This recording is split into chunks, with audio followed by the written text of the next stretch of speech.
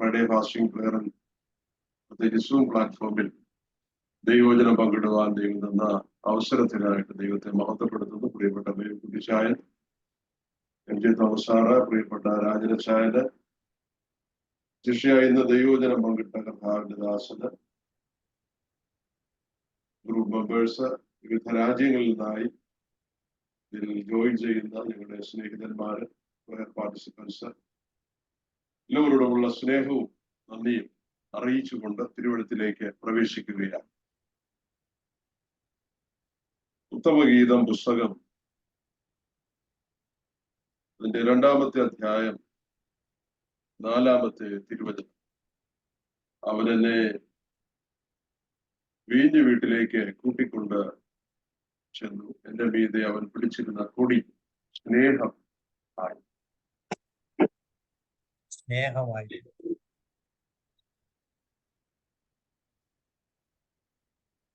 ശുദ്ധ തിരുവഴുത്തിൽ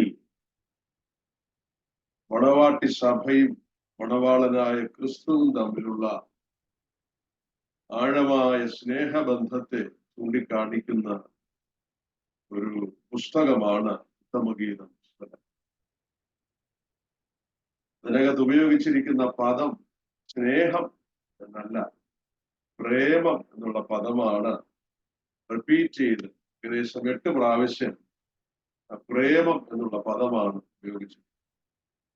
8-ാമത്തെ അധ്യായം 7 തുടങ്ങിയുള്ള വാക്യങ്ങൾ പരിശോധിക്കുമ്പോൾ പ്രേമം മരണം പോലെ വിലമേറിയതെന്നും ഏറിയ വെള്ളങ്ങൾക്ക് അതിനെ കെടുക്കുവാൻ കഴിയുകയില്ല, അതിനെ മുക്കുവാൻ കഴിയുകയില്ല എന്നും തിരുവഴുത്തിൽ നാം വായിക്കുന്നു. അപ്പോൾ ആഴമായ സ്നേഹബന്ധം, കർത്താവിനോടുള്ള സ്നേഹബന്ധത്തെയാണ് ചൂണ്ടിക്കാണുന്നത്. അനേക ദൈവമക്കളും ഇതിന് വലിയ പ്രാധാന്യം കൊടുക്കാറില്ല. എന്നാൽ ഈ ഉത്തമഗീത പുസ്തകം രചിച്ചതിന് ശേഷം, ശലോമോന്റെ കാലഘട്ടത്തിന് ശേഷം പെസഹ ആചരിച്ചിരുന്ന സമയങ്ങളിലെല്ലാം യഹൂദന്മാർ ഈ പാട്ട് പാടിയിരുന്നു. പെസഹ വീണ്ടെടുപ്പിനെ കുറിക്കുന്നതാണ്. അപ്പോൾ ഒരു വീണ്ടെടുപ്പിന്റെ പാട്ട് പോലെ പ്രാധാന്യം കൊടുത്ത് പാടിക്കൊണ്ടിരുന്ന പാട്ടാണ്. അതുകൊണ്ടാണ് ഞാൻ പറഞ്ഞത്, ഇത് മണവാളനായ ക്രിസ്തുവും മണവാട്ടി സഭയും തമ്മിലുള്ള ആഴമായ സ്നേഹബന്ധം. ശലോമോൻ രാജാവിന് യെരൂശലേമിൽ കൊട്ടാരം ഉണ്ടായിരുന്നത് പോലെ തന്നെ ലെബാനോൻ വനഗ്രഹം ഉണ്ടായി. ഒരിക്കൽ താൻ വനഗ്രഹത്തിൽ ഉലാവിക്കൊണ്ടിരിക്കുമ്പോൾ എതിർച്ചയ ആടുകളെ മേയിച്ചുകൊണ്ടിരിക്കുന്ന ഒരു ഇടയ പെൺകുട്ടിയെ കാണുകയാണ്. ശൂലമി എന്നാണ് ആ പെൺകുട്ടിയുടെ പേര്. ശലോമോന്റെ കൊട്ടാരത്തിൽ ധാരാളം സ്ത്രീകളുണ്ട്. ഏകദേശം 1000-ഓളം സ്ത്രീകളുടെ ലിസ്റ്റ് രാജാക്കന്മാരുടെ പുസ്തകത്തിൽ നാം വായിക്കും. എന്നാൽ അവരിൽ ആരിലും കാണാൻ കഴിയാത്ത എന്തൊക്കെയോ പ്രത്യേകത ഈ ഇടയ പെൺകുട്ടിയിൽ കണ്ടതുകൊണ്ട് ശലോമോൻ രാജാവ് ശൂലമിയെ കൂടെ തന്റെ ഭാര്യമാരിൽ ഒരാളാക്കി തീർക്കാൻ ആഗ്രഹിക്കുകയാണ്. അതിനുവേണ്ടി ഈ പെൺകുട്ടിയെ വശീകരിക്കാൻ തന്റെ കൊട്ടാരത്തിലെ കൊയർ ടീമിനെ പറഞ്ഞേക്കും. ട്രെയിൻഡ് ആയിട്ടുള്ള പാട്ടുകാരി യെരൂശലേമിൽ അവർ ചെന്ന് ശലോമോൻ രാജാവിന്റെ സൗന്ദര്യത്തെക്കുറിച്ചും ധനത്തെക്കുറിച്ചും ചുറ്റുപാടുകളെ കുറിച്ചും ഒക്കെ അക്കമിട്ട് വർണ്ണിച്ച് പാട്ടുപാടി വശീകരിക്കാൻ ശ്രമിച്ചു. എങ്കിലും ശൂലമിയുടെ മനസ്സിളക്കാൻ ഈ പാട്ടുകാരികൾക്ക് കഴിഞ്ഞില്ല. അവർ തിരിച്ചു വന്ന് ശലോമോൻ രാജാവിനോട് പരാജയം സമ്മതിച്ചു. രാജാവ് അടുത്ത പടിയിലേക്ക് പ്രവേശിക്കുകയാണ്. തന്റെ സൈന്യത്തിൽ നിന്ന് ശക്തന്മാരായ പടയാളികളെ സെലക്ട് ചെയ്ത് അവരെ ലെബാനോൻ കുന്നിന്റെ മുകളിലേക്ക് മാർച്ച് ചെയ്യിപ്പിക്കും. രാവിലെ സമയം അവർ പടച്ചട്ടകളൊക്കെ ധരിച്ച് മാർച്ച് ചെയ്യുമ്പോൾ ഉദയസൂര്യന്റെ പ്രഭാകിരണങ്ങൾ വന്ന് ഇവരുടെ വസ്ത്രങ്ങളിലൊക്കെ, ആയുധങ്ങളിൽ പതിച്ച് റിഫ്ലക്ട് ചെയ്യും. മനോഹരമായ കാഴ്ച ശൂലമിയെ കാണിക്കാൻ വേണ്ടിയിട്ടാണ്. ഈ കാഴ്ച കണ്ടിട്ടും ശൂലമിക്ക് അല്പം പോലും സ്നേഹം ശലോമോൻ രാജാവിനോട് തോന്നി.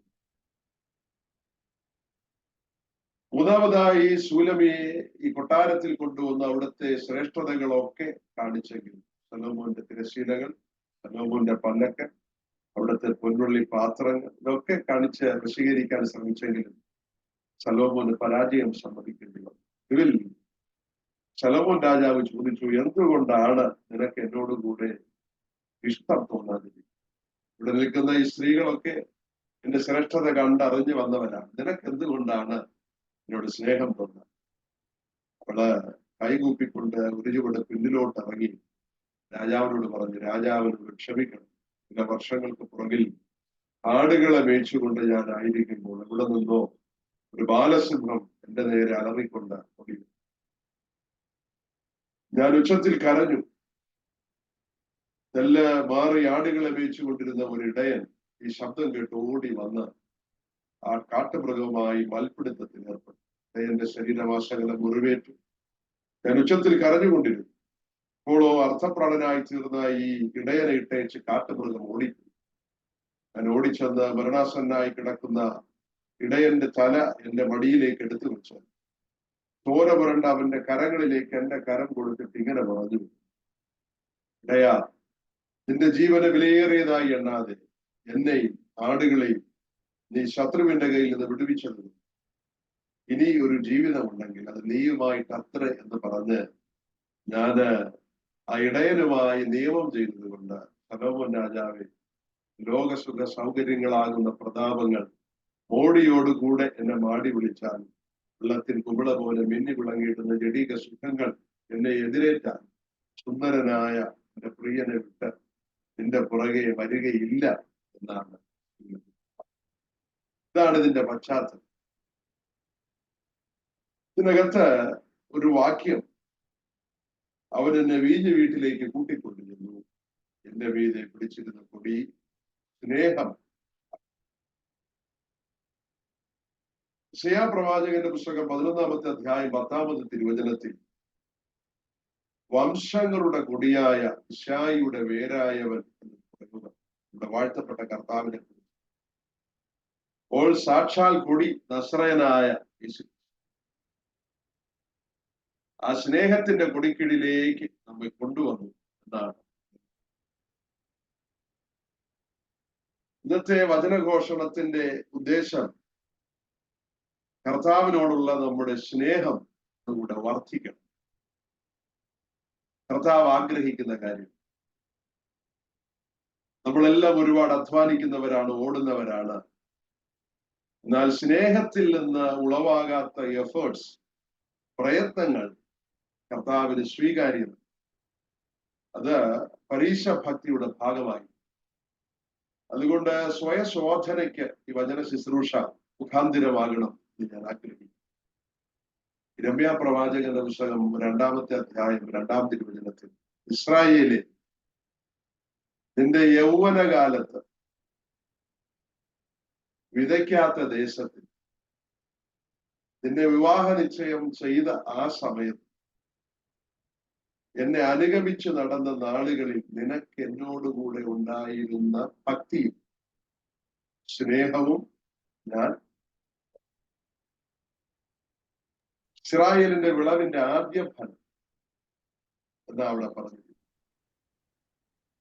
അപ്പോൾ കർത്താവ് നമ്മിൽ നിന്ന് എക്സ്പെക്ട് ചെയ്യുന്ന ഒരു സ്നേഹത്തിന്റെ അളവുണ്ട്, ഔന്നത്യം. വെളിപ്പാട് പുസ്തകം 2-ാമത്തെ അധ്യായത്തിൽ 4-ാം തിരുവചനത്തിൽ ആദ്യ സ്നേഹം വിട്ടുകളഞ്ഞു എന്നൊരു കുറവ് എന്ന് നമ്മൾ പറയാറുണ്ട്. അല്ല, കുറ്റം എന്നാണ് പറയുന്നത്. ആദ്യ സ്നേഹം വിട്ടുകളഞ്ഞു എന്ന ഒരു കുറ്റം.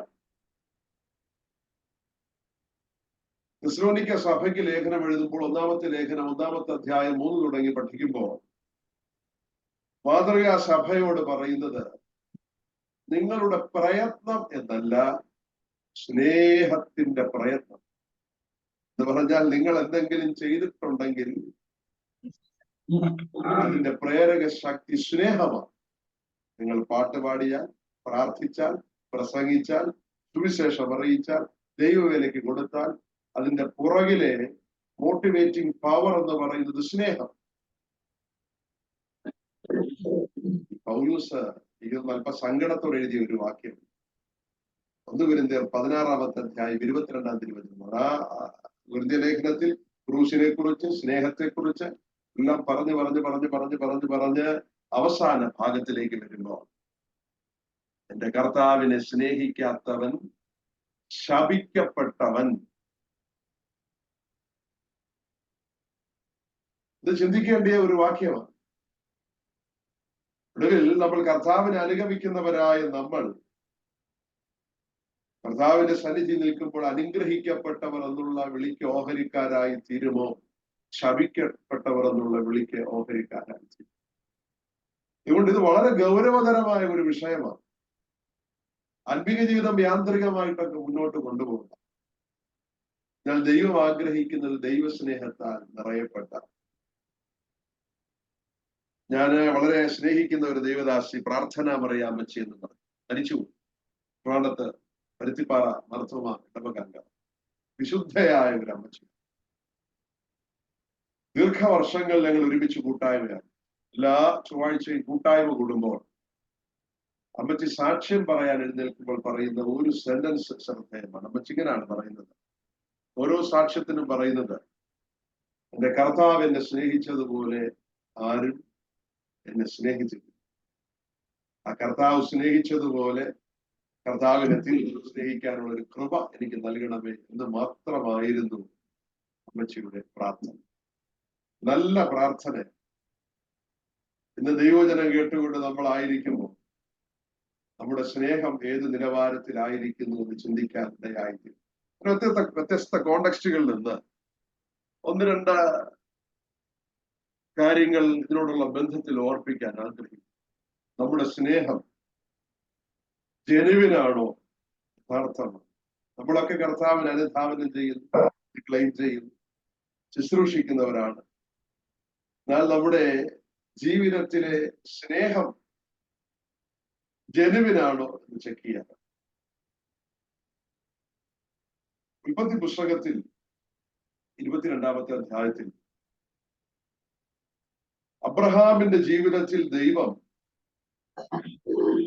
താൻ സ്നേഹിക്കുന്ന കുഞ്ഞിനെ യാഗമായിട്ട് അർപ്പിക്കാനായിട്ട് ആവശ്യപ്പെടുക. അബ്രഹാമിനെ കുറിച്ച് ദൈവത്തിന്റെ സ്നേഹിതനെന്ന് 2 വട്ടം ബൈബിളിൽ നമ്മൾ വായിക്കും. അത്ര ഉജ്ജ്വലമായ സ്നേഹബന്ധം നിലനിർത്തിയ, ഊഷ്മളമായ സ്നേഹബന്ധം നിലനിർത്തിയ അബ്രഹാമിനോട് ദൈവം ആവശ്യപ്പെടുന്നത് പെയിൻഫുൾ ആയിട്ടുള്ള ഒരു കാര്യമാണ്. ഒരർത്ഥത്തിൽ അവന്റെ മനസ്സിൽ ആ യാഗം നടന്നു കഴിഞ്ഞു. ആ മനസ്സിൽ നടന്നതിന്റെ പ്രവൃത്തിയാണ് പിന്നീട് നമ്മള് ദൈവജനത്തിൽ വായിക്കുന്നത്. ആ ഭക്തന്റെ ജീവിതത്തിലെ ആ സംഭവത്തിൽ ഒരാശയം വെളിപ്പെട്ട് വരുന്നുണ്ട്. അതെന്തുവാന്ന് ചോദിച്ചാൽ, കർത്താവിനെ സ്നേഹിക്കുന്നു എന്ന് പറയുന്ന നമ്മുടെ ജീവിതത്തിൽ ആ സ്നേഹം യഥാർത്ഥമെങ്കിൽ നമ്മുടെ ജീവിതത്തിൽ എവിടെയെങ്കിലും നഷ്ടത്തിന്റെ പാടുകൾ, നഷ്ടപ്പെടുത്തലിന്റെ അടയാളങ്ങളില്ല. സ്നേഹം യഥാർത്ഥം.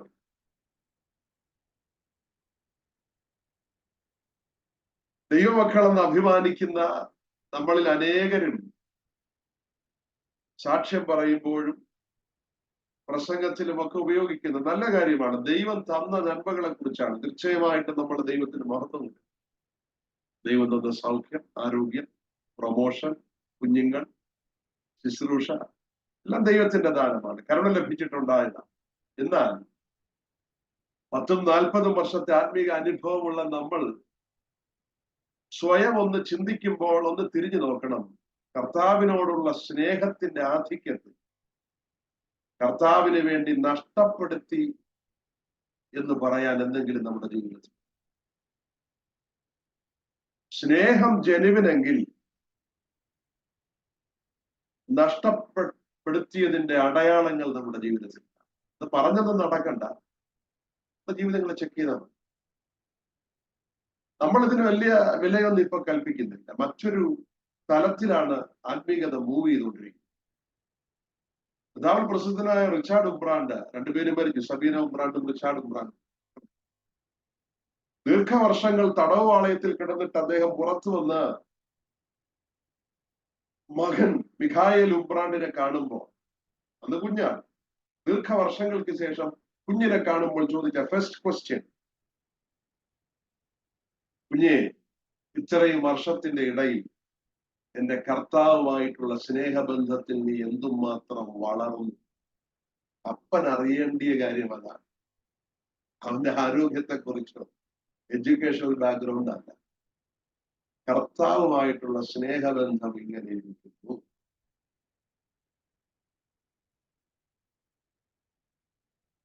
ഈയിടെ ഞാനൊരു കോൺഫറൻസിന് പങ്കെടുത്തപ്പോൾ ദൈവദാസനെ അടുത്ത് അറിയാനിടയായി.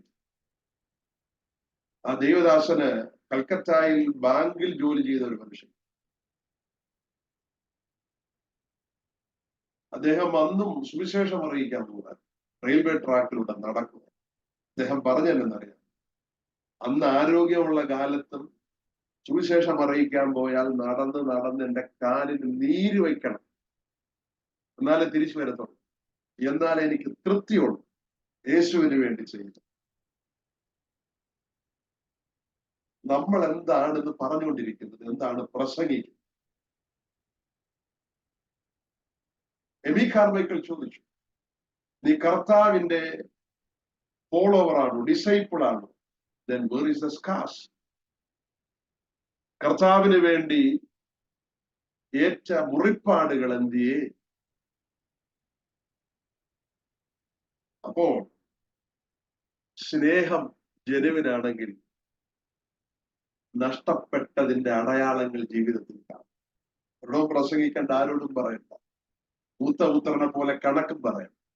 പക്ഷെ ഹൃദയത്തിനകത്ത് ആ ചിന്ത കിടക്കും. ഒന്ന് ചിന്തിച്ചു നോക്കിക്കേ, യേശുവിന് വേണ്ടി എനിക്ക്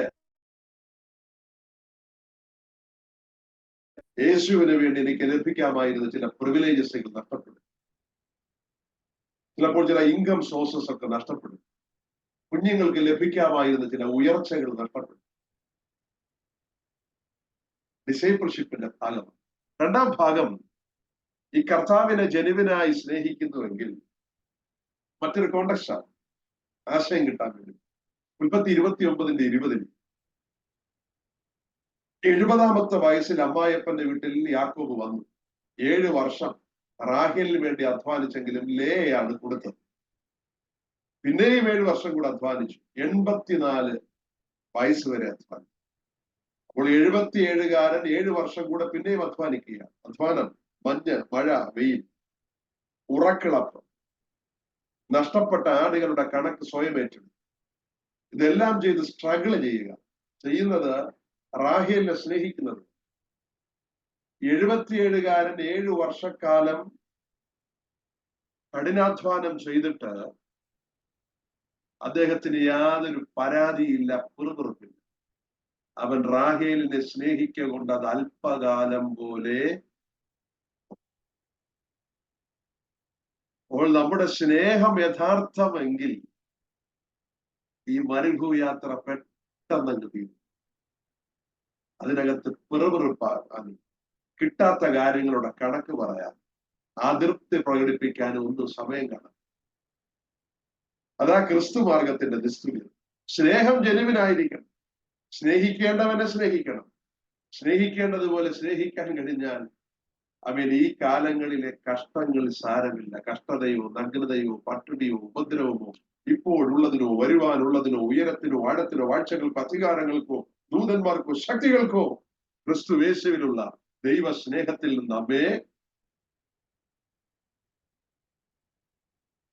ചെക്ക് ലിസ്റ്റാണ്. അപ്പോ ഒരുപാട് ഇല്ലായ്മയും വല്ലായ്മയും പോരായ്മയും ഒക്കെ പറഞ്ഞുകൊണ്ടിരിക്കുന്നെങ്കിൽ സ്നേഹിക്കേണ്ടവനെ സ്നേഹിക്കേണ്ടതുപോലെ സ്നേഹിക്കാൻ കഴിഞ്ഞിട്ടില്ല. പണ്ട് ഒരു സഹോദരി പറഞ്ഞത്, നല്ല പ്രായത്തിൽ ഭർത്താവ് മരിച്ചു, ചെറുപ്പക്കാരനായ മോനും മരിച്ചു, വിധവയാണ്, ഒറ്റയ്ക്ക് താമസം. നിങ്ങൾ ആ വീട്ടിൽ പോയി സംസാരിച്ച് ഇറങ്ങുമ്പോ കാഷ്വൽ ടോക്കില്ല. അപ്പോ കൂടെ ആരും ഇല്ല അല്ലേ എന്ന് ചോദിച്ചപ്പോൾ വന്ന മറുപടി, എനിക്കൊരു 33 വയസ്സുകാരനുണ്ടെന്ന. കർത്താവിനെ കുറിച്ച് പറഞ്ഞത്, എന്റെ ഭർത്താവെ മരിച്ചിട്ടുണ്ട്, എന്റെ മോനെ മരിച്ചിട്ടുണ്ട്, എനിക്കൊരു 33-കാരനുണ്ട്. എനിക്ക് സ്നേഹിക്കാം, എന്നെ സ്നേഹിക്കാം. അതാ ക്രിസ്തീയ ജീവിതം. അത് അല്പകാലം പോലെ കടന്നുപോകും. അതുകൊണ്ട് നമുക്ക് ഇന്നത്തെ പ്രശ്നത്തിന്റെ റെമഡി നമ്മൾ ചിന്തിക്കുന്നത് പോലെ ഒരു ഡെലിവറൻസ് ആകണമെന്ന് നിർബന്ധമൊന്നുമില്ല. ഈ ഹൃദയം നിറഞ്ഞ് കർത്താവിനെ സ്നേഹിക്കാൻ തുടങ്ങിയാൽ എന്നുള്ള പ്രശ്നങ്ങളൊന്നും പ്രശ്നങ്ങളല്ലാതാകുക. അതുകൊണ്ടാണ് ക്രിസ്തുമാർഗം നിലനിന്നത്. എബ്രായലേഖനം 11-ാമത്തെ അധ്യായത്തിൽ ഹീറോസ് ഓഫ് ഫെയ്ത്ത് ചില രാജ്യങ്ങളെ കീഴടക്കി വാഗ്ദത്തങ്ങൾ പ്രാപിച്ചു, സിംഹങ്ങളുടെ വായടച്ച് തീയുടെ ബലത്തെ കെടുത്തി വാളിന്റെ വായ്ത്തലയ്ക്ക് തെറ്റി, എല്ലാം സംഭവിച്ചു. അക്കൂട്ടത്തിൽ അനേകർ കഷ്ടത അനുഭവിച്ചു, അനേകർ മരണപ്പെട്ടു. നിറഞ്ഞു കവിയുന്ന സ്നേഹം, ജ്വലിക്കുന്ന ബേണിംഗ് ലവ്. മൂന്നാമത്തെ ഭാഗത്തിലേക്ക് പ്രവേശിക്കുകയായി. അത് മറ്റൊരു കോണ്ടക്സ്റ്റാണ്. ശമൂൽ പ്രവാചകന്റെ 1-ാമത്തെ പുസ്തകം, അതിന്റെ 18-ാമത്തെ അധ്യായം 3-ാം തിരുവചനമാണ്. ദാവീദും ജോനാഥാനും തമ്മിലുള്ള ഒരു കോൺഫ്രണ്ടേഷനാണ്. ആദ്യമായിട്ട് അവർ കണ്ടുമുട്ടുമ്പോ യോനാഥാന്റെ ഹൃദയം ദാവീദിന്റെ ഹൃദയത്തോട് പറ്റിച്ചേർന്ന് പ്രാണന് തുല്യം സ്നേഹിക്കുക.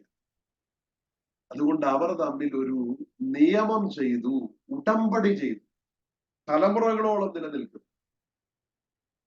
നമ്മളിൽ അനേകരും ചിന്തിക്കുന്നത് ക്രിസ്തുമാർഗം, ഭക്തിമാർഗം എന്ന് പറയുന്നത് സൺഡേ ചെന്ന് ഒന്ന് പുതുക്കാനുള്ള സംഗതി എന്നാണ്. അല്ലെങ്കിൽ ഒരു പാഷൻ വീക്ക് വരുമ്പോൾ ഒന്ന് റിന്യൂ ചെയ്യാനുള്ള ഒരു സംഗതിയായിട്ട് കാണുന്നവർ അനേകരും. അല്ല. ഒരിക്കൽ നമ്മുടെ ജീവിതത്തിൽ ആരംഭിച്ച് കർത്താവുമായിട്ടുള്ള ബന്ധത്തിൽ വന്നിട്ടുണ്ട്, അത് ഒരിക്കലും പിരിയാത്ത ബന്ധമാണ്. അതുകൊണ്ടാണ് ഭക്തൻ എഴുതി വെച്ചത്, മരണത്താൽ മറയാത്ത മഹൽ സ്നേഹ പ്രഭയാ പിരിയാ ബന്ധമിത് യുഗകാലം വരെ. മരണത്താൽ മറയാത്ത മഹൽ സ്നേഹ പ്രഭയാ പിരിയാ ബന്ധമിത് യുഗകാലം. പിരിയാ ബന്ധമിത് യുഗകാലം വരെയും മഹൽ സ്നേഹം. അപ്പോൾ ഈ ശബ്ദം കേട്ടുകൊണ്ടിരിക്കുന്നവരാരെങ്കിലും ആടി ഉലഞ്ഞു നിൽക്കുന്നെങ്കിൽ ഇതാർക്കും പിരിക്കാനൊക്കാത്ത, നിയമരക്തത്താൽ കൂട്ടിയോജിപ്പിക്കപ്പെട്ട, സ്നേഹവാശത്താൽ ബന്ധിക്കപ്പെട്ട മാർഗം. ഇത് ഇടയ്ക്കിടയ്ക്ക് മാറിപ്പോകുന്നതല്ല. മരണത്തിനപ്പുറത്ത് കടന്നു ചെല്ലുന്നു, നിത്യതയോളം കടന്നു ചെല്ലുന്നു സ്നേഹബന്ധമാണ്. അതിന്റെ സ്ഥാനത്ത് മറ്റൊരു ബന്ധവും വരത്തില്ല. ഭാര്യയോ ഭർത്താവോ കുഞ്ഞുങ്ങളോ മാതാപിതാക്കളോ സഹോദരങ്ങളോ മറ്റ് ബന്ധങ്ങളോ ഒന്നും അതിന് തുല്യമായി വരികയില്ല. ദൈവത്തിന് നന്ദിയുണ്ട്. 4-ാം ഭാഗം കമ്പിവാചകങ്ങൾ പറഞ്ഞു. ന്യായാധിപന്മാരുടെ പുസ്തകം 16-ാമത്തെ അധ്യായം 15-ാം തിരുവചനം. വളരെ പവർഫുൾ ആയിരുന്ന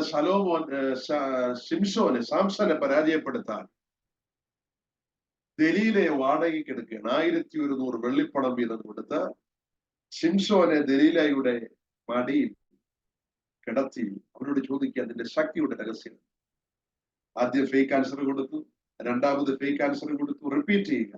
ഷാഹി കേട്ടപ്പോൾ ഈ സ്ത്രീ ചോദിച്ച ചോദ്യം വളരെ ശ്രദ്ധേയം.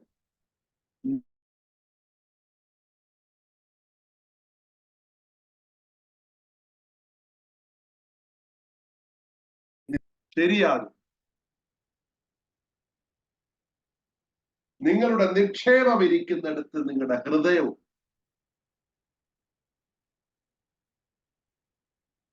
ദൈവത്തിന്റെ പരിശുദ്ധാത്മാവ് ഹൃദ്യമായി ചോദിക്കും, കുഞ്ഞെ, നിന്റെ ഹൃദയം എന്നോടുകൂടെ ഇല്ലാതിരിക്കും. നീ എന്തിനാണ് കൈ ഉയർത്തി ആരാധിക്കുന്നത്? നീ എന്തിനാണ് പ്രസംഗിക്കുന്നത്?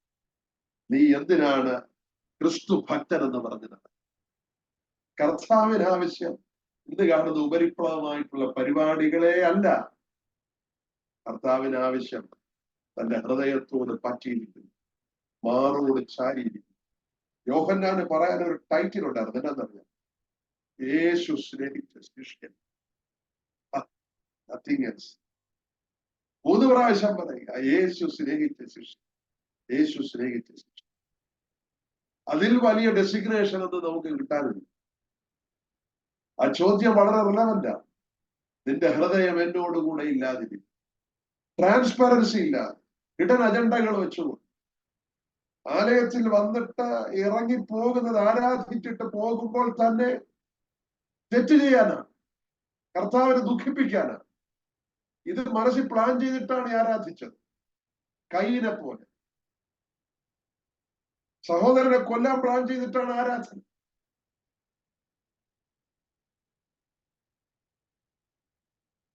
വളരെ ചിന്തിക്കേണ്ട കാര്യം. നമ്മുടെ ഹൃദയങ്ങൾ കർത്താവ് യേശുവിന്റെ ആത്മാവ് നമ്മുടെ ആത്മാവ് കൊണ്ട് ഒന്ന് ചേർന്ന് വളരെ ആഴമായ സ്നേഹം തിരുവെടുത്ത് നമ്മെ ഓർപ്പിക്കുന്ന കാര്യം. അവൻ എന്നെ വീഞ്ഞു വീട്ടിലേക്ക് കൂട്ടിക്കൊണ്ടു ചെന്നു. എന്റെ വീതെ പിടിച്ചിരുന്ന കുടി സ്നേഹം. അങ്ങനെ കർത്താവിനെ സ്നേഹിക്കാനുള്ള ഒരു മനസ്സ് നമുക്കുണ്ടെങ്കിൽ തിരുവെടുത്ത് എന്തുവാ അതിനോടുള്ള ബന്ധത്തിൽ പറയും. ഈ 1 കൊരിന്ത്യർ 2:9 നമ്മൾ എപ്പോഴും കോട്ട് ചെയ്യുന്ന വാക്യം എനിക്ക് ഇഷ്ടപ്പെട്ട.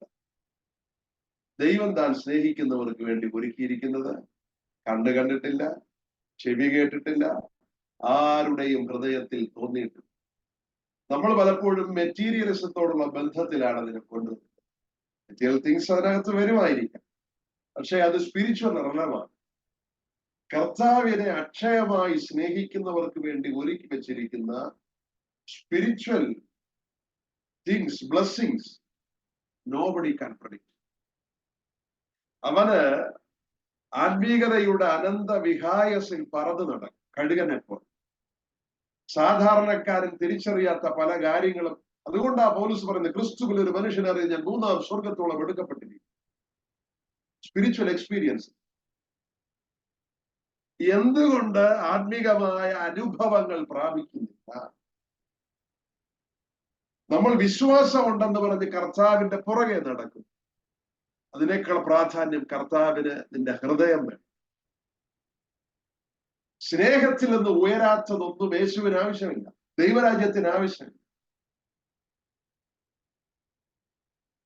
സ്നേഹം നിറഞ്ഞ ഒരു ഹൃദയം, പൂർണ്ണ ഹൃദയത്തോടെ, പൂർണ്ണ മനസ്സോടെ, പൂർണ്ണ ആത്മാവോടെ, പൂർണ്ണ ശക്തിയോടെ. പഴയ നിയമത്തിലെ പറഞ്ഞു വെച്ച കാര്യം. അപ്പോൾ സ്നേഹം യഥാർത്ഥമെങ്കിൽ ദൈവം ഒരുക്കി വച്ചിരിക്കുന്ന ആത്മീകമായ തലങ്ങളുണ്ട് ഭക്തന് പ്രവേശിക്കും. വിശ്വസിക്കുന്ന കർത്താവെ എന്ന് പറയുന്നതിനേക്കാൾ അധികം ആ സ്നേഹം അങ്ങോട്ട് ആളി കത്തി കർത്താവിനോട് ചേരുന്നത് കർത്താവ് തിരിച്ചറിയുമ്പോൾ നമ്മൾ ഉയർന്ന തലങ്ങളിലേക്ക് പ്രവേശിക്കും. ദൈവം പുതിയ വഴികളെ തുറക്കുകയാണ്. അതുകൊണ്ട് യാന്ത്രികമായി എന്തെങ്കിലും പുറകെ സഞ്ചരിക്കാതെ ദൈവത്തിന്റെ വചനം പറയുന്ന സത്യത്തിന്റെ പുറകെ ചുവടുവെച്ചാൽ നമ്മൾ നനച്ചിരിക്കാത്ത നന്മകളിലേക്ക് പ്രവേശിക്കും. വലിയ അവകാശങ്ങളിലേക്ക്, വലിയ ഹെബ്രോൻ മലകളിലേക്ക് പ്രവേശിക്കുന്ന അനുഭവം സ്വർഗത്തിന്റെ ദൈവം.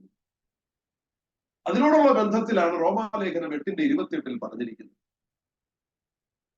നിങ്ങൾ യഥാർത്ഥമായി കർത്താവിനെ സ്നേഹിക്കുന്നെങ്കിൽ സകലവും നന്മയ്ക്കായി കൂടി വ്യാപരിക്കും. ഇതെല്ലാവർക്കും വേണ്ടി പറഞ്ഞിരിക്കുന്നതല്ല, കർത്താവിനെ അക്ഷയമായി സ്നേഹിക്കുന്ന ദൈവവേദനത്തിന് വേണ്ടി പറഞ്ഞു. അത് എന്തിനോടുള്ള ബന്ധത്തിൽ?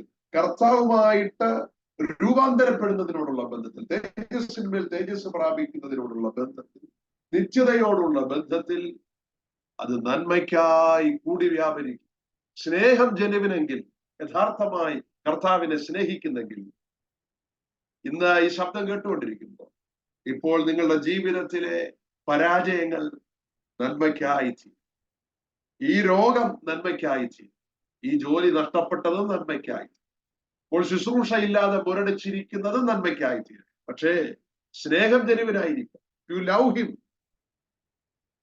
ഹൃദയത്തിന്റെ അടിത്തട്ടിൽ നിന്ന് കർത്താവിനോട് സ്നേഹമുണ്ടെങ്കിൽ അവർക്കേ അത് ക്ലെയിം ചെയ്യാനൊക്കത്തു.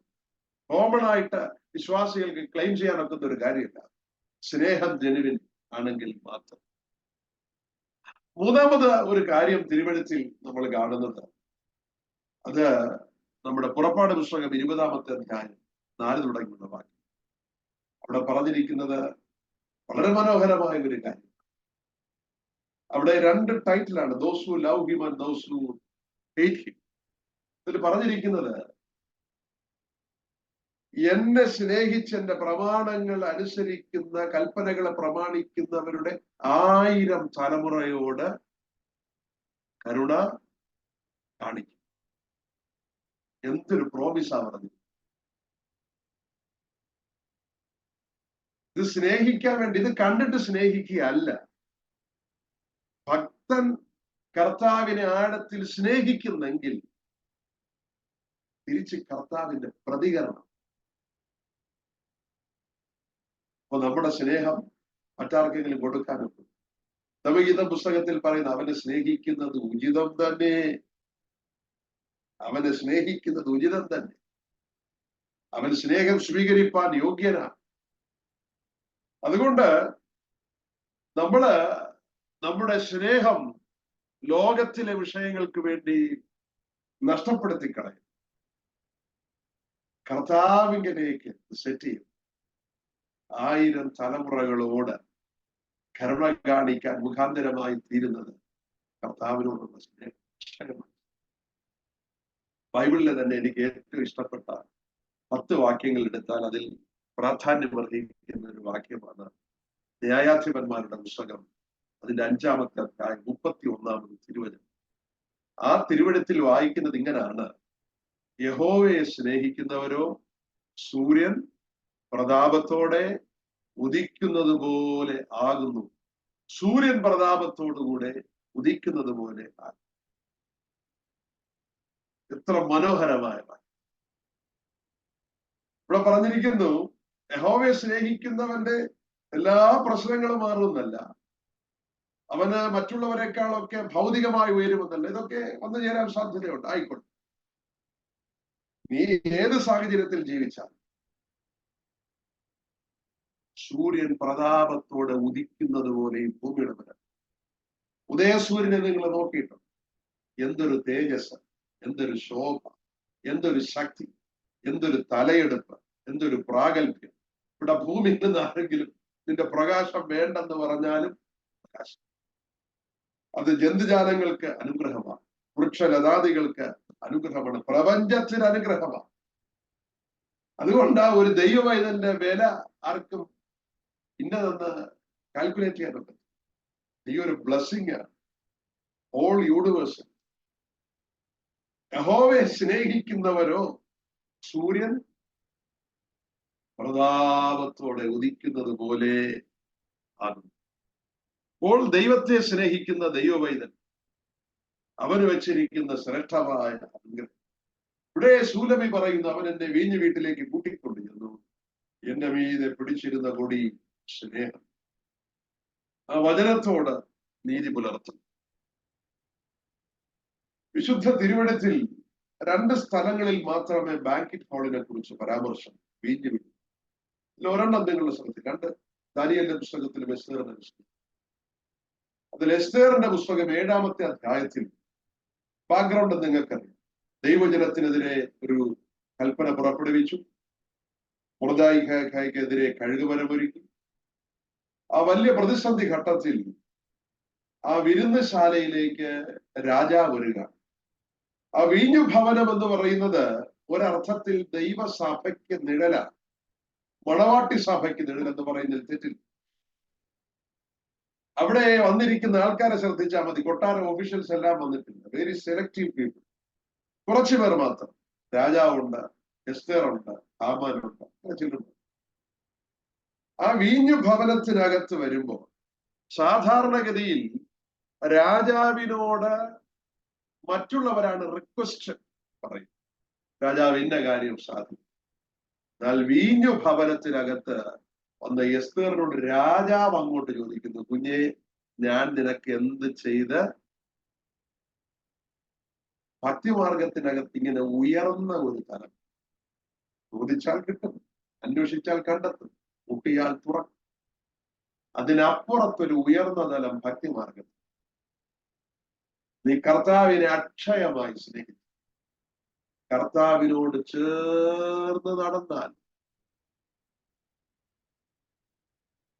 നിന്റെ ഹൃദയമെടുക്കും കർത്താവിന്. കർത്താവ് ചോദിക്കുന്നു, നിന്നെ നിനക്കെന്തോ ചെയ്ത് തരും. അപ്പോൾ അങ്ങനെ ഒരു തലം. ഞാന് ബോംബെ പോകുമ്പോൾ മിക്കവാറും പാർക്കുന്നത് ഒരു വീട്ടിലാണ്. നിങ്ങളൊക്കെ അറിയുന്ന ഒരു ഭവനമുണ്ട്, ഞാൻ പറയുന്നു. അപ്പോൾ അവിടെ മിഷണറിമാരായി വർക്ക് ചെയ്യുന്നവരാണ് അവര്. ഹസ്ബൻഡ് അല്ലേ, എന്നും മിഷൻ വർക്ക് ചെയ്യും. സമ്പാദ്യമൊന്നും വലുതായിട്ടില്ല, വലിയ കുടുംബത്തിൽ നിന്ന് പോയാലാണ്. ജീവിതം മുഴുവൻ സുവിശേഷത്തിന് വേണ്ടി എരിഞ്ഞത്. പെൺമക്കളെയൊക്കെ കെട്ടിച്ചു. വാടക വീട്ടിൽ താമസിക്കുന്ന ഒരു സ്റ്റുഡിയോ അപ്പാർട്ട്മെന്റിൽ താമസിക്കുന്ന ഒരു ദിവസം രാവിലെ ഒരു കോഫി എടുത്ത്, രാവിലത്തെ ഡിവോഷൻ കഴിഞ്ഞ് ആന്റി അതിന്റെ ജനാല അല്പം ഒന്ന് നീക്കി ആ ചായ കുടിച്ചുകൊണ്ട് അവിടെ നിന്ന് കർത്താവിനോട് ഇങ്ങനെ സംസാരിക്കും. ഇല്ല, അടുത്ത ബന്ധം. അവിടുന്ന് വലിയ തച്ചനായിരുന്നു. അന്ന് പണിതതിന്റെ ബാക്കി വല്ല തടിയോ ആണിയോ ബാക്കിയുണ്ടെങ്കിൽ എനിക്കൊരു കൊച്ചു ഭവനം ആവശ്യം. ഇത് പറഞ്ഞുകൊണ്ടിരിക്കുമ്പോൾ ഫോൺ ബെല്ലടിച്ചു. അറ്റൻഡ് ചെയ്തപ്പോ സ്റ്റേറ്റ്സിൽ നിന്ന് മോള് വിളിച്ചിരിക്കുക, ഫണ്ട് ട്രാൻസ്ഫർ ചെയ്തിട്ടുണ്ട്, അത്യാവശ്യമായിട്ട് ഫ്ലാറ്റ് വേണ്ടി. അത് ഞങ്ങളുടെ പേരല്ല, അപ്പായുടെ അമ്മയുടെ പേര് വേണ്ടി. കർത്താവിനെ ആഴമായി സ്നേഹിച്ച നിന്റെ ഹൃദയമിടിപ്പ് കർത്താവ് സ്നേഹിക്കണം. ദൈവത്തിന്റെ നദിയോട് സ്നേഹം. 2, അവളുടെ പ്രശ്നം പറഞ്ഞു. ഈ ഹാമാനാണ് ഈ പ്രശ്നത്തിനൊക്കെ കാരണക്കാരൻ. രാജാവ് ക്രുദ്ധിച്ച് പുറത്തേക്ക് ഇറങ്ങി. തിരിച്ചു കയറി വരുമ്പോൾ ഈ ഹാമാൻ രാജ്ഞിയുടെ ക്ഷമാപണം ലഭിക്കാനായിട്ട് കാല് പിടിക്കാനായിട്ട് ശ്രമിക്കുക. അവന് രാജ്ഞി ഇരുന്ന മെത്തമേൽ കയറി കിടക്കും. സങ്കടം. രാജ്ഞിയുടെ ശരീരത്തിലോ മുടിയെപ്പോലും തൊട്ടില്ല. രാജാവ് ഈ കാഴ്ച കാണുകയും ക്ഷണത്തിൽ അവന്റെ മുഖം മൂടി പുറത്തു കൊണ്ടുപോകാൻ കൽപ്പന, തൂക്കിക്കൊല്ലാൻ. എന്ന് പറഞ്ഞാൽ വീഞ്ഞു ഭവനം എന്ന് പറയുന്നത് എക്സ്ട്രാ സംരക്ഷണത്തിന്റെ സ്ഥലമാണ്. പ്രൊവിഷന്റെ സ്ഥലം മാത്രമല്ല, എക്സ്ട്രാ സെക്യൂരിറ്റിയാണ്. അതാ വീഞ്ഞു ഭവനം. 3-ാം ഭാഗം, ഏത് വിഷയത്തിനാണോ അവൾ ഭാരപ്പെട്ടത് അതിന് നീക്കവും ആ മേലെഴുത്തിനെ മായ്ച്ചു കളഞ്ഞു. എഫെസ്യ ലേഖകന്റെ ഭാഷയിൽ പറഞ്ഞ, നമുക്ക് വിരോധവും പ്രതികൂലവുമായിരുന്ന കൈയെടുത്ത് മായിച്ച് ദൂരസ്ഥരായിരുന്ന നമ്മെ, ക്രൂശിന് വിരോധികളായിരുന്ന നമ്മെ തന്നോട് ചേർത്ത് നിർത്തിയ വലിയ സ്നേഹം പറയാതിരിക്കാനൊക്കെയില്ല. അവൻ എന്നെ വീഞ്ഞ വീട്ടിലേക്ക് കൂട്ടിക്കൊണ്ടു. എന്റെ മീതെ പിടിച്ചിരുന്ന കൊടി സ്നേഹം. സ്നേഹം. അതുകൊണ്ട് ഇന്ന് ഈ വചന ശുശ്രൂഷയ്ക്ക് വിരാമം കുറിക്കുമ്പോൾ ദൈവമക്കളാകുന്ന നമ്മൾ ഒന്ന് ശോധന, ഒന്ന് ചെക്ക് ചെയ്യണം. എന്നെക്കാളും ആത്മീക പരിചയമുള്ള സമ്പന്നതയുടെ നടുവിൽ നിൽക്കുന്ന ദൈവം, ജീവിതത്തിന്റെ ബന്ധപ്പാടുകളുടെ നടുവിൽ, ഓട്ടങ്ങളുടെ നടുവിൽ, തിരക്കുകളുടെ നടുവിൽ, ഉയർച്ചകളുടെ നടുവിൽ, ഒരുപക്ഷെ താഴ്ചകളുടെ നടുവിൽ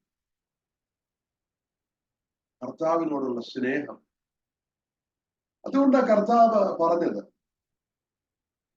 നിന്റെ പൊട്ടൻഷ്യൽ, നിന്റെ കാലിബർ, ഐ നോ എവ്രിതിങ്. പീറ്ററിനോട് പറയാം, എല്ലാം എനിക്കറിയാം.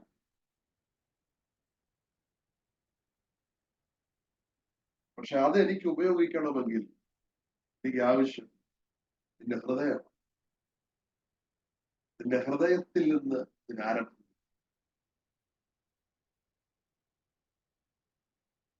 മറ്റൊരു ദേവദാസൻ പറഞ്ഞു, അദ്ദേഹത്തിന് കുറെ മിഷണറിമാർ വടക്കേ ഇന്ത്യയിൽ കുറെ അധികമുണ്ട്, അധികം അറിയപ്പെടാം.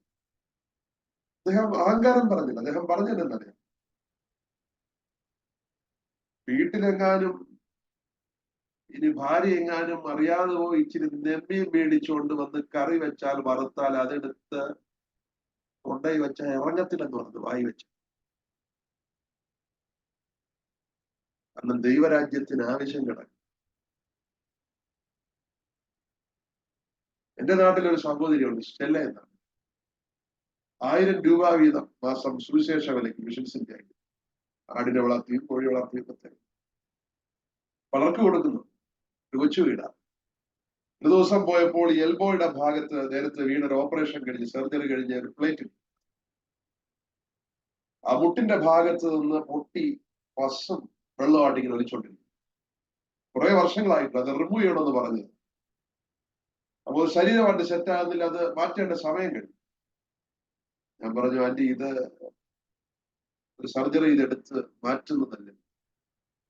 ആ സൗകര്യം പറഞ്ഞേക്കണം, ആശുപത്രി കൊണ്ട് പൈസ കൊടുത്താൽ സുവിശേഷ വിലയ്ക്ക് തരാൻ പൈസയില്ല, കർത്താവ് സൗഖ്യമാക്കുന്നെങ്കിൽ ആക്കണം. കർത്താവിനെ സ്നേഹിക്കുന്ന ദൈവമക്കളുണ്ട്. ഒരുപക്ഷെ പ്രസംഗിക്കുന്ന എന്നേക്കാൾ ആ ശിവോന്റെ ഭവനത്തില് അലബാസ്റ്റർ ജാറ് പൊട്ടിച്ചു, അത് മുഴുവനും ഒഴിച്ചു, പാദങ്ങൾ തെരുതെരെ ചുംബിച്ചു. കർത്താവിനെ സ്നേഹിക്കും ദൈവം.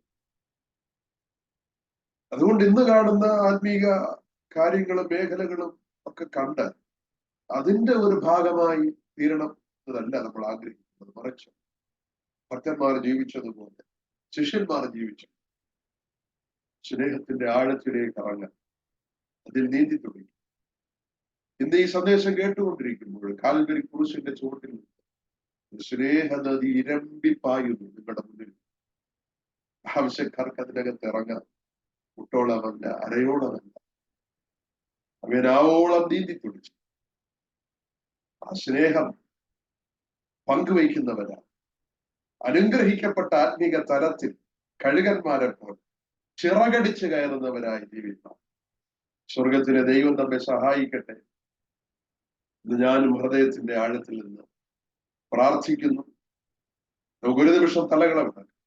കർത്താവിന്റെ സന്നിധി തലകളമടക്കാം. ഇരിക്കുന്ന ഇരിപ്പിടത്തിൽ, ഏത് സ്ഥലത്തിലോ ഏത് രാജ്യത്തിലോ ഏത് ഭൂഖണ്ഡത്തിലായിക്കോട്ടെ, മുഴങ്ങപ്പെട്ട ദൈവവചനത്തിന്റെ മുമ്പാകെ, കർത്താവെ, ഞാൻ മുഴങ്ങുന്ന ചെമ്പോ ചിലമ്പുന്ന കൈത്താളമോ മാത്രമായി പോകരുത്.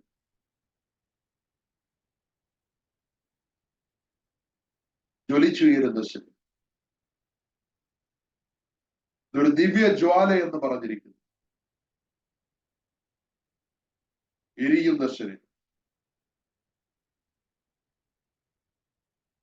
നമ്മുടെ ജീവിതത്തിലൊക്കെ മുഴങ്ങുവാൻ ഇടയായി തീരണം. കർത്താവെ, അതിന് ഞങ്ങളെ സഹായിക്കണം. ലോകസ്നേഹം ദൈവത്തോട് ശത്രുതയാണ്. ദേവാസ് ലോകത്തെ സ്നേഹിച്ചു, എന്നെ വിട്ടുപോയി എന്ന് തിരുവെഴുത്തിൽ വായി. ഏതെങ്കിലുമൊക്കെ മേഖലയിൽ എന്തിനെങ്കിലും വെട്ടിമുറിച്ച് കളയാനുണ്ടെങ്കിൽ, ചൂഴ്ന്നെടുത്ത് കളയാനുണ്ടെങ്കിൽ, അതിനെയൊക്കെ മാറ്റിയിട്ട് ഹൃദയങ്ങളെ തുറന്നു പിടിക്കാം. ദൈവത്തിന്റെ പരിശുദ്ധാത്മാവിലൂടെ ദൈവസ്നേഹം ഹൃദയത്തിലേക്ക് ഒഴിക്കുന്ന ഒരു സമയമായി ഇത് മാറണം. ഹല്ലേലൂയ. ദൈവത്തിന് സ്തോത്രം. ഹല്ലേലൂയ, ഹല്ലേലൂയ, ഹല്ലേലൂയ. സ്തോത്രം, സ്തോത്രം, സ്തോത്രം, സ്തോത്രം. ജീവകിരീടവും ജ്യോതിയാം വസ്ത്രവും നീതിയിൻ ചെങ്കോലും ധരിച്ചു വാഴുവാൻ, നീതിയിൻ ചെങ്കോലും ധരിച്ചു വാഴുവാൻ, മുൾമൂടി ധരിച്ചു നിന്നയും സഹിച്ചു, മുൾമൂടി ധരിച്ചു നിന്നയും സഹിച്ചു, മന്നാതി മന്നാതി മാറാത്ത സ്നേഹമേ, മന്നാതി മന്നാതി മാറാത്ത സ്നേഹമേ, വീണ്ടെടുപ്പിൻ ഗാനം പാടും ഞാൻ സിയോനിൽ, വിൺദൂതർക്കും പാടാ അസാധ്യമേ അത്, വിൺദൂതർക്കും പാടാ അസാധ്യമേ അത്. കാൽവരിഗിരിയിൽ കാൽകരം തുളച്ച കുഞ്ഞാടാം പ്രിയനിൽ സ്നേഹമെൻ ഗാനമേ, കുഞ്ഞാടാം പ്രിയനിൽ സ്നേഹമെൻകാലമേ യേശുവിൻ സ്നേഹത്താ എന്നുള്ള പൊങ്ങുന്നേ തൻ സ്നേഹമാധുര്യം ചിന്താതീതമത്രേ തൻ സ്നേഹമാധുര്യം ചിന്താതീതമത്രേ. നിയോഗിക്കപ്പെട്ട ആളിന് പ്രാർത്ഥിക്കാമല്ലോ. ദൈവത്തിന് സ്തോത്രം. ചുമതല ആർക്കെങ്കിലും ഏൽപ്പിച്ചിട്ടുണ്ടെങ്കിൽ പ്രാർത്ഥിക്കാം. Praise the Lord. Hallelujah, hallelujah, hallelujah. Almighty God, Heavenly Father, we once again thank you for this beautiful moment you have given us. Lord, this evening you have prepared for us. You brought us together as a fellowship to worship your holy name, to pray to you in earnestness, and to thank you from the depth of our heart and soul. We pray, Father, that you protect us, that you strengthen us. Lord, we are weak. Lord, we are at many times confused. And at many times, Lord, we fall apart. But we rely on your strength, O Father, to carry us in your mighty hands. In the journey of life, Father, we pray that you will be with us from the beginning to the end. O Father, we thank you for all the beautiful moments that you have given us in our lives. Lord, whatever has happened in our life, may we gracefully accept that it is by your will and it is for our good. The pains that we suffered, the goodness that we enjoyed, what we lost in our life, what we gained during our life. All this happens because, God, you work for the good of those who love you, those who love you in earnestness. We thank you for Brother Manu Russell and for the work that he does for your ministry, O Father, for the advancement of your kingdom. As you commanded Christ Jesus, carry my word to the ends of the earth. And so as your children go about carrying the torch of the word of God to those who are living in darkness, O Father, we pray that you strengthen them, you strengthen their feet so that they can travel long distances. O Father, may they be effective witnesses, testifying your glory and your kingdom. And Father, we thank you for the words of wisdom shared by you through your son, Brother Manu Russell. Lord, as Brother Rock talked about, the reflecting our life, our journey with our God. What have we lost in our life? What have we gained?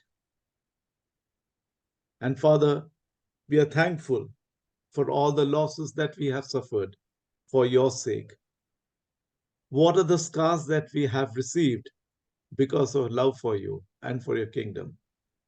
Oh Father, thank you for these moments of reflection so that we can, Lord, look back and see how our love for our Lord has increased. Father, strengthen us by your Holy Spirit so that, Lord, when we face you in the kingdom of your kingdom, Father, you may be proud of us and you may be happy about us. We thank you for a wonderful fellowship and our wonderful leaders who are leading us from the front. We pray for Baby Kutichan and his family. Our Father, thank you for strengthening your son thus far. Lord, we submit him into your mighty hands. Be with him and his family. We pray for M.J. Thomas Angle and family. We pray for Rajan Angle and family. We pray for Thomas Kutichan and family. And each and every member of our fellowship. Father, we submit them into your mighty hands. May they each one be strengthened by thy Holy Spirit. Lord, you know that we need a hall so that we can have a fellowship in person, Father. And we pray that you will provide it at the earliest. Praise the We Lord. pray for the online fellowship that you have, so that, Lord, we don't miss a chance to worship you. You have provided us an alternative online fellowship. We praise you for that. We once again pray for each and every, Lord, every member who have participated in today's worship, who led us by worship song, who has led us by Psalms meditation, who has done the intercessory prayer. We pray for each one, everyone. Lord, may you use them for your kingdom more powerfully and more strongly, Father. We thank you once again for this wonderful evening. And we once again pray for Brother Manu Rosal. May God be with him and his family. Lord, bless each and every one of us, whatever situation we are, wherever we are. Father, you are in complete control. And we praise you, Lord, for that, for being a loving Father. Assured that our Father is watching over us, we are safe. Thank you, Father, for listening to our prayer. We ask this prayers in the precious name of our Lord and Savior, Jesus Christ. Amen. സ്വർഗസ്വനായ ഞങ്ങളുടെ പിതാവേ, നിന്റെ നാമം പരിശുദ്ധമാക്കപ്പെടണമേ, നിന്റെ രാജ്യം വരയണമേ, നിന്റെ ഇഷ്ടം സ്വർഗ്ഗത്തിലേക്ക് ഭൂമിയിലുമാകണമേ.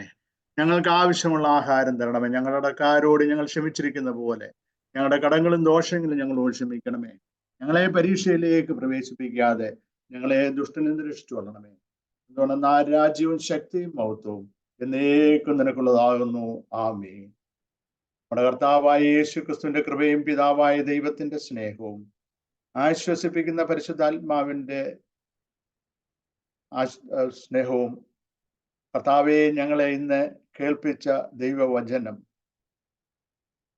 ഞങ്ങളുടെ സ്നേഹം കർത്താവിനോട് എപ്രകാരം ഉള്ളതായിരിക്കണം. വളരെ ശ്രേഷ്ഠമായ വചനം ഞങ്ങൾക്ക് പകർന്നു തരത്തക്കവണ്ണം അവിടുത്തെ അഭിഷക്തനെ അവിടുന്ന് ശക്തീകരിച്ചല്ലോ. കേട്ട വചനം ഉൾക്കൊണ്ടുകൊണ്ട് മുന്നോട്ടുള്ള ജീവിതം നയിക്കുന്നതിനോടുകൂടിയും ഞങ്ങൾ അവിടുത്തെ സന്നദ്ധയിൽ പ്രാർത്ഥിച്ച സകല പ്രാർത്ഥനാ വിഷയങ്ങളോടുകൂടിയും തുടർന്നുള്ള ഞങ്ങളുടെ ജീവിതത്തിന്റെ ആവശ്യങ്ങളോടുകൂടിയും ഇന്നും എന്നേക്കും എപ്പോഴും ഉണ്ടായിരിക്കുമാറാകട്ടെ. ആമേൻ. നമ്മുടെ കർത്താവായ യേശു ക്രിസ്തു മാത്രം ഇന്നും ചെയ്യുന്ന ദൈവത്തിന് സ്തോത്രം കരയേറ്റാം. ഹല്ലേലൂയ, ഹല്ലേലൂയ, ഹല്ലേലൂയ. ആമേൻ. കർത്താവായ യേശുവേ, താങ്ക് യു. ദൈവനാമത്തിന് മഹത്വം ഉണ്ടായിരിക്കട്ടെ. വളരെ അനുഗ്രഹിക്കപ്പെട്ടതായ ഒരു ദൈവവചനം നമുക്ക് പകർന്നു തരത്തക്കവണ്ണം ദൈവം പ്രിയ അഭിഷക്തനെ ബലപ്പെടുത്തി. കർത്താവിനോടുള്ള നമ്മുടെ സ്നേഹം എപ്രകാരമായിരിക്കണമെന്ന് നമ്മളെ തന്നെ ഒന്ന് ശോധന ചെയ്യത്തക്കവണ്ണം, നമ്മുടെ സ്നേഹം ഏത് വിധത്തിൽ ആയിരിക്കുന്നു, നമ്മുടെ കർത്താവിനോടുള്ള സ്നേഹം യഥാർത്ഥമാണോ എന്നുള്ള ഒരു വലിയ ചോദ്യചിഹ്നമാണ് ഇന്ന് നമ്മുടെ മുന്നിലേക്ക് ഇട്ടത്. യഥാർത്ഥമായിട്ടുള്ള സ്നേഹമാണോ? എന്തെങ്കിലും ആ സ്നേഹത്തിൽ കൂടി നമുക്ക് നഷ്ടപ്പെട്ടിട്ടുണ്ടോ? എപ്പോഴും നമ്മൾ നേടുന്നതിന് വേണ്ടിയാണ് കർത്താവിനെ കൂടുതൽ സ്നേഹിക്കുകയൊക്കെ ചെയ്യുന്നത്. എന്നാൽ മുറിപ്പാടുകൾ എന്തെങ്കിലും ഉണ്ടോ? ആ സ്നേഹം നമുക്ക് കർത്താവിനോടുള്ള ആ സ്നേഹത്തിൽ കൂടി കർത്താവിനെ യഥാർത്ഥമായി സ്നേഹിക്കുന്നുവെങ്കിൽ എന്തെങ്കിലും കിട്ടാത്തതിന്റെ കണക്ക് നമുക്കുണ്ടോ? വളരെയധികം നമ്മളെ തന്നെ ഒന്ന് പരിശോധിക്കത്തക്കവണ്ണം ദൈവാത്മാവ് പ്രിയ മനു റസലിൽ കൂടി നമ്മളോട് ഇടപെട്ടല്ലോ. യഹോവയെ സ്നേഹിക്കുന്നവരുടെ ജീവിതത്തിലെ എത്ര വലിയ ശ്രേഷ്ഠമായ അനുഗ്രഹങ്ങളാണ് എന്നുള്ള വചനത്തിന്റെ അനേക ഭാഗങ്ങളിൽ കൂടി നമ്മളെ കേൾപ്പിച്ചല്ലോ. മകനെ, മകളെ, ഞാൻ നിനക്ക് എന്ത് ചെയ്തു തരണം, എന്ത് ചെയ്തു തരണം. ഈ ഒരു ശബ്ദം നമ്മൾ എപ്പോഴും കേട്ടുകൊണ്ടിരിക്കുന്ന ഒരു സംഗതിയാണ്. നമ്മുടെ ജീവിതത്തിന്റെ വഴിത്താരയില് ഒത്തിരി അനുഭവങ്ങളില് മകനെ, മകളെ എന്നുള്ള വിളി, നമ്മുടെ കർത്താവിനോടുള്ള സ്നേഹം യഥാർത്ഥമായിരിക്കട്ടെ. എൻ്റെയും നിങ്ങളെയും ജീവിതത്തിൽ എനിക്ക് വളരെയധികം എന്നെ തന്നെ ഒന്ന് പരിശോധിക്കത്തക്കവണ്ണം ഇന്നത്തെ വചനം സഹായിച്ചു. കർത്താവിനോടുള്ള സ്നേഹം യഥാർത്ഥമായിട്ട് മുന്നോട്ട് കൊണ്ടുപോകത്തക്കവണ്ണം ദൈവത്തിന്റെ പരിശുദ്ധാത്മാവ് അതിന് നമ്മളെ ശക്തീകരിക്കട്ടെ. വചന ശുശ്രൂഷ ചെയ്തതായിട്ടുള്ള പ്രിയ മനു റസലിനോടുള്ള ഫ്രൈഡേ ഫാസ്റ്റിംഗ് കേണ്ട നാമത്തിലുള്ള നന്ദിയും സ്നേഹവും അറിയിച്ചുകൊള്ളുന്നു. പ്രിയ ദേവദാസന്റെ ശുശ്രൂഷകൾ, പ്രത്യേകിച്ച് തിരുവനന്തപുരത്തിൻ്റെ ഏരിയയിലെ മിഷൻസ് ഇന്ത്യയുടെ കോർഡിനേറ്ററായിട്ടും അനുഗ്രഹിക്കപ്പെട്ട ശുശ്രൂഷകൾ നിറവേറ്റിക്കൊണ്ടിരിക്കുന്നല്ലോ. ആ ശുശ്രൂഷകളെല്ലാം കൂടുതൽ ശക്തമായി അനുഗ്രഹപ്രദമായി നിറവേറ്റുവാൻ ദൈവത്തിന്റെ പരിശുദ്ധാത്മാവ് പ്രിയ ദാസനെ ബലപ്പെടുത്തണമേ, ശക്തീകരിക്കട്ടെ. അതിനായിട്ട് നമുക്ക് പ്രാർത്ഥിക്കാം. ദൈവം നാം മഹത്വപ്പെടുമാറാകട്ടെ. Thank you.